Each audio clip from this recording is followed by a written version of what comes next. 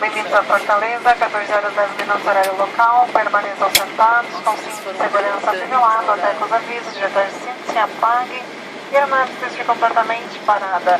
Passageiros que prosseguem conosco para Recife do voo 1273 devem permanecer a bordo em seus assentos de origem. Aos que se destinam a essa cidade a fazem conexão, deve desembarcar apresentando-se aos nossos funcionários de recepção em terra que estará à sua disposição.